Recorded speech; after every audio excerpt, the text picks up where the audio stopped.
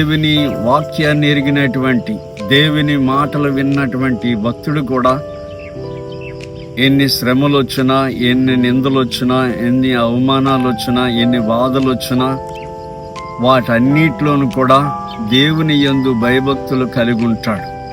బైబిల్లో వ్రాయబడి ఉంది, నీతిమంతులకు అనేకమైన ఆపదలు వచ్చును, వాటన్నిటిలో నుంచి యెహోవాయే విడిపించును.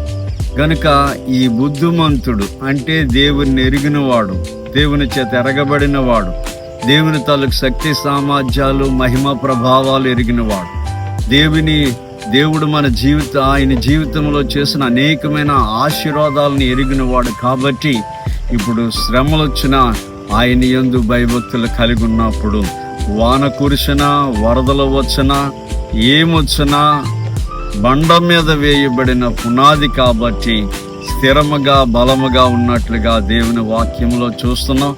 అందుకే బుద్ధిమంతుడైనటువంటి, ప్రార్థనాపరుడైనటువంటి, దేవుని మాటలు విన్నటువంటి ఈ భక్తుడు దేవుని సన్నిధానంలో బుద్ధిమంతుడైతే పరమునకు పోవు మార్గమును కనుగొనునని పరిశుద్ధ గ్రంథములో మనం చూస్తున్నాం.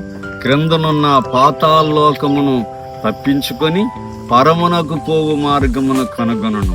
అందుకు పరలోకము చేరాలంటే యేసు ప్రభువారు చెప్పారు, నేనే మార్గమును, నేనే సత్యమును, నేనే జీవమును, నా ద్వారా తప్ప ఎవడో పరలోక రాజ్యంలో చేరడని చెప్పాడు.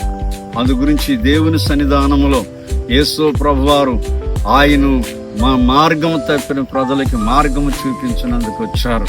అందు గురించి ఆయన మార్గములో మనం వెళ్ళినప్పుడు మన జీవితంలో అనేకమైన ఆశీర్వాదాలు పొందగలమని, ఇహలోకములో సుఖ సౌఖ్యాలతో ఉంటాం, పరలోక రాజ్యానికి వారసులమవుతాం.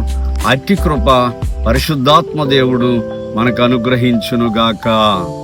ఆమేన్.